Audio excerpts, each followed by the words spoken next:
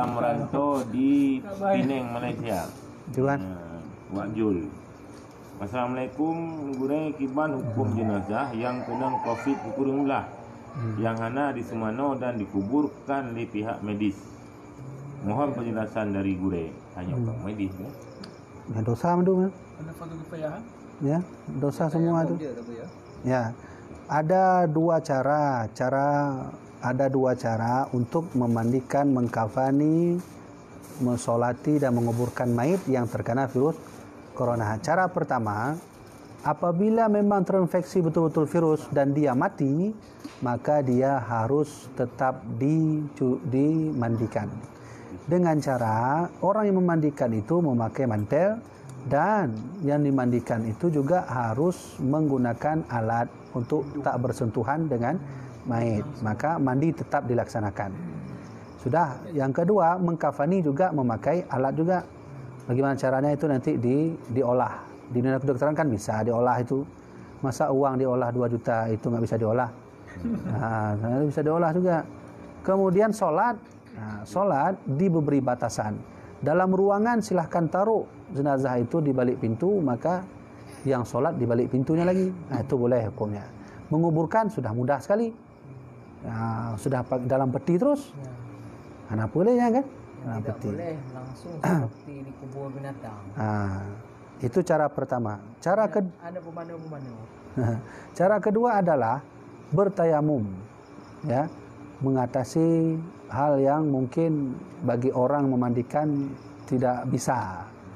Berarti ditayamumkan. Bagaimana mengkafani? Tetap mengkafanikan seperti biasa pakai alat. Nanti diolah lah. Nah, insya Allah bisa diolah itu. Kemudian dan seterusnya. Yang tidak boleh adalah tidak dimandikan, tidak dikafani, dan juga tidak dikuburkan. Itu hukumnya haram. Terus ada orang bertanya, bagaimana orang kayak musibah tsunami kemarin enggak dimandikan, kemudian pulang dan mandikan tidak dikafankan. Bagaimana itu? Itu beda hukum. Orang tsunami meninggalnya ratusan orang, siapa mau mandi? Ribuan, bukan ratusan. Ya, 100 orang meninggal, saya sendiri mandikan bisa? Nggak bisa, kecuali semprot pakai alat dosmirnya. Maka nggak mungkin menyakiti jenazah namanya. Nah, itu lain hukumnya. Kalau ini per orang. Kalau kejadian tsunami, musibah, itu kejadiannya banyak orang. Jadi ya tak bisa dimandikan lagi. Maka dikuburkan, sholat dan dikuburkan. Ya. Ini Abu ya, orangnya yang tidak mau memandikan. Ya, dosa dia. Dosa. Itu kampung ya. Ibu dosa. Ya. Dosa semua, dosa semua.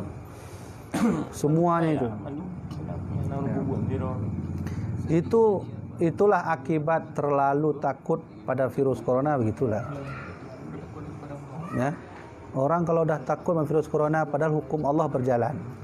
Hukum Allah berjalan bagi si mayit harus dilaksanakan, tapi tak terlaksana karena begitu takut dengan virus corona. Itu berarti sudah sudah kafir hukumnya itu. Siapapun orang yang sangat-sangat takut pada virus corona, hukumnya kafir. Siapa yang bilang itu? Syekh Imam Al-Bajuri dalam syarah Kifayatul Awam. Siapa yang pernah mengaji malam Jumat? Pernah dengar? Ada 4 cara kita i'tikad pada Allah. Salah satunya, tidak boleh mengiktikadkan sesuatu selain daripada Allah. Bagaimana caranya? Menganggap kopi membuat kita tak tidur. Itu kafir.